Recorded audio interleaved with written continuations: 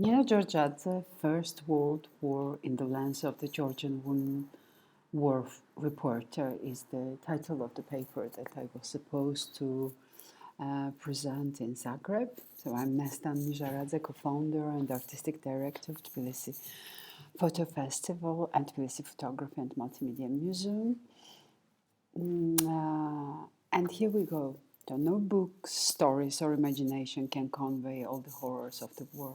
In a big barrack, people are lying on, under, along, and across the beds. All passages, exits, and entrances are jammed. To go through, you have to literally step over them. Dead silence is around, not a single groan, complaint, or regret. These are notes taken in 1914, and they are part of the diary that Nino Jorjadze kept while she was serving as a nurse at Red Cross organization during the Caucasus campaign of the First World War. She was a Georgian princess, descended from a prominent aristocratic family. She is considered to have been the first woman photographer in Georgia and, more specifically, the country's first female war reporter. After studying the piano in Switzerland, Austria, and France, Jorjadze returned to Georgia, which at that time was annexed to the Russian Empire. I just profit to remind you all that Georgia is still under Russian occupation. Two breakaway regions are occupied by Russia, and it represents 20% of the territory of contemporary Georgia. So in 1914, before leaving for the Caucasus Front, Nino Jorjadze trained as a nurse and joined the Red Cross organization. While serving as a volunteer, Jorjadze photographed the reality of war and amassed an outstanding body of documentary photographs, chronicles of the First World War. She was giving titles to the photographs here. We see written in Russian na razvedku, which means on investigation. Here she is with her colleague. And while serving as a nurse, Nino Jorjadze was using the Kodak camera, that belonged to her brother Georgi. She followed the Caucasus campaign, which pitted the Russian Empire against the Ottomans in Sarikamish, Kars, Anis, Nazik, Karakamis, the ruins of Ani, and many other locations. While serving as a nurse and while photographing the war, Nino Jorjadze was also keeping a diary with very interesting reflections that I combined here in this paper, as they seem to me being like interesting and adding an interesting point to the photographs. For example, here we read, half a mile away was a Turkish camp from where two sisters managed to escape. They were desperately waving the white scarf, fearing to get under the wear of the gun of their own Cossack troops, but they got out of danger safely. Nino Jorjadze's photographs show the various aspects of war, like daily life on the front lines, scenes in the aftermath of battles, portraits of victims, refugees, high-ranked officers, and soldiers, as well as military doctors with whom she was directly working and collaborating. Пулеметы в работе, it means cannons on work. Again, notes from Nino Jorjadze's diary. In my opinion, it wasn't appropriate to retreat during the battles. The moral duty of each physician, she means doctors, is to be in the right place where they are needed. But this is only a moral task, which is up to each person whether to fulfill it or not. the court can't oblige the doctor, physician, and the support area to work at the front line. It's up to their goodwill to stay there. Here, soldiers are awarded as a photographer writes on her photographs, troops moving, examining wounded Turkish soldier. Nino Jorjadze photographed the horrifying typhoid epidemic outbreak, as well as ruined infrastructure and destroyed landscapes all over the places where she was moving with troops. The graphic simplicity of her images and emotional power make her photographs a poignant record of the Great War.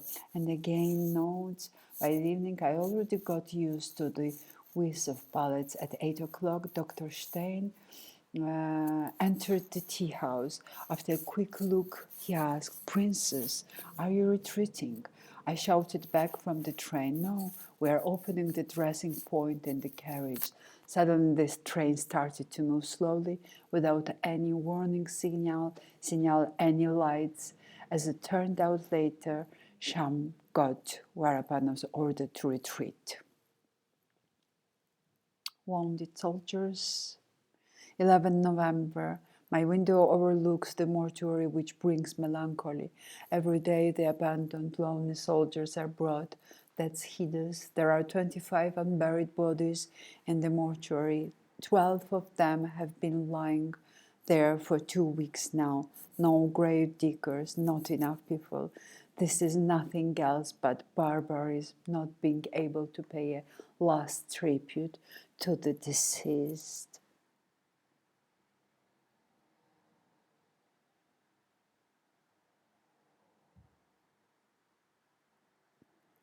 For example, on the right image, on the photograph on the right, we see the kind of center for typhoid. A group of leading professional photographers of that time who were already established in Georgia were also reporting on the military events in the Caucasus, but Nino Jorjadze stands apart, and there are a few reasons for that. First of all, she was an amateur photographer when she left to war, and as a direct participant, because she was serving as a nurse, she documented the war. She could document the war from within. Plus, she was a woman, first Georgian woman who used the photo camera for the observation and record of the reality. And in this case, it was war reality, of course. More notes from her diary. It is somehow embarrassing to feel healthy and strong among these maimed people. The dressing started. You could hear some choked, suppressed groans. It seems the soldier doesn't want to show his suffering trying to stifle them. But what heart-rending groans they were, how much suffering and grief is in them. Oh God, what I have seen today, what a horrible, shocking face of war.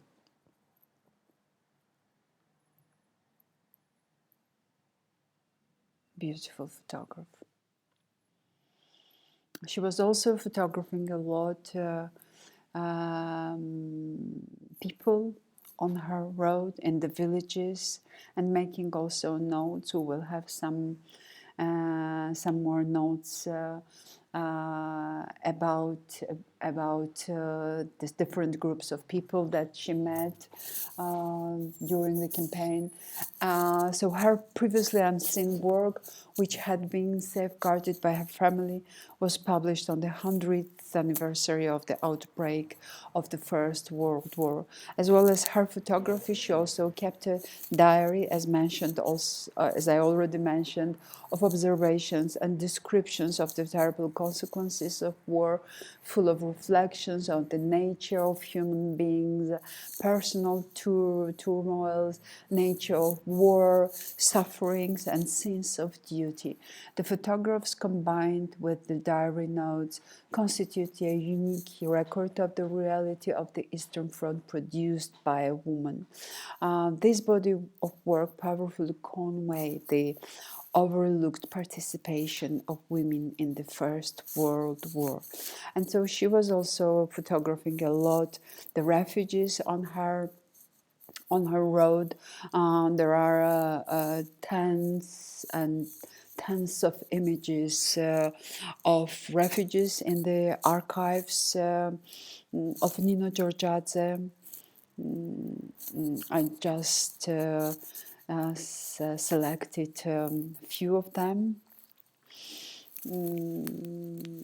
with for example, here the little note on the photograph says so население, it means the population of one of the villages. There are Kurds and Armenians. While in her notes, in diary, we read, after a Sarikamish battle, I was born anew. I saw very cruel sufferings. People become like gods in the battle, rejecting all that's personal in the name of something supreme. It's the genuine manifestation of the human spirit in all its glory. The mind cannot embrace the full horror of war.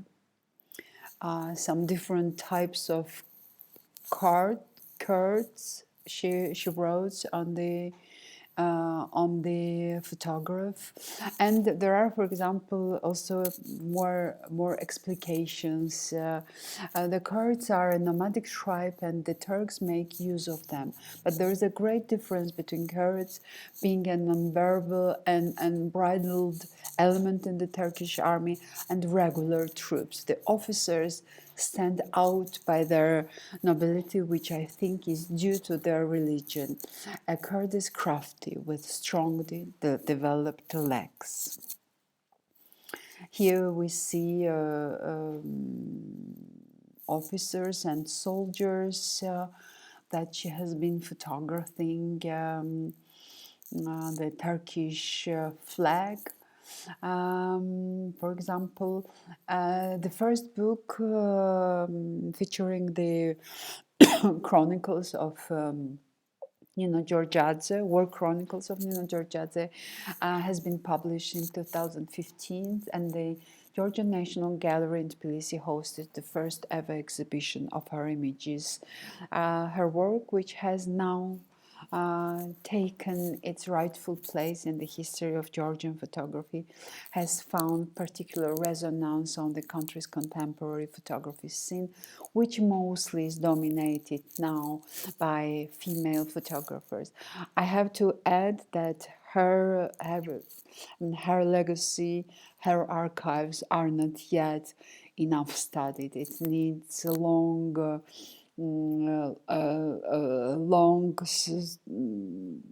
work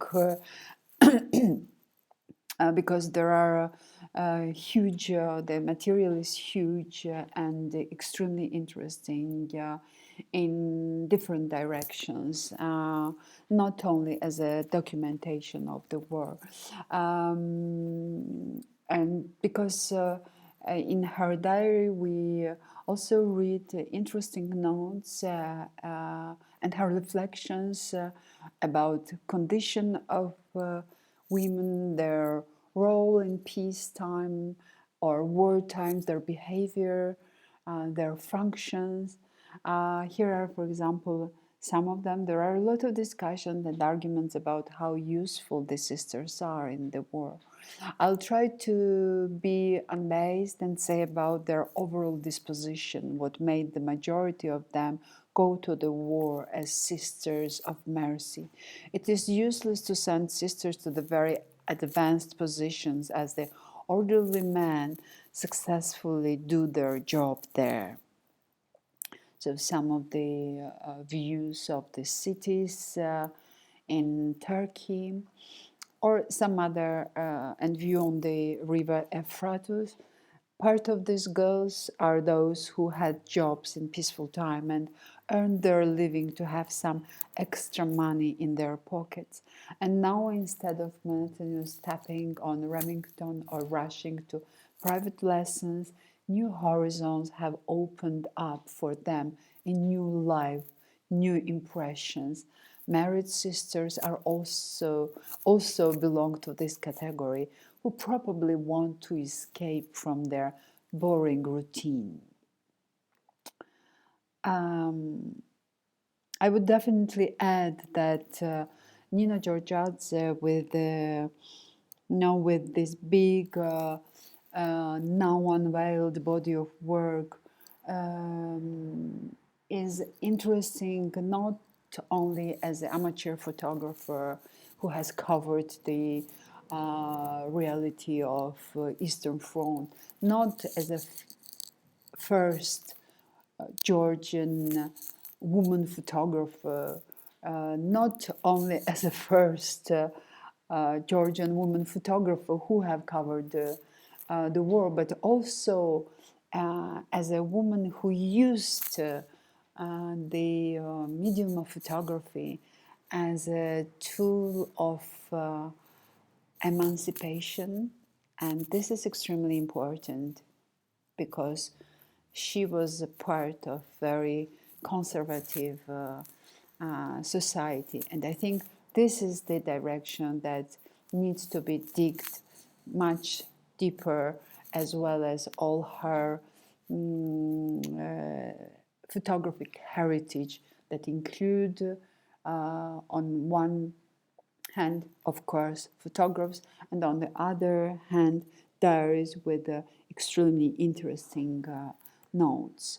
Thank you very much for your attention, and again, from very far, I'm sending you my very best wishes.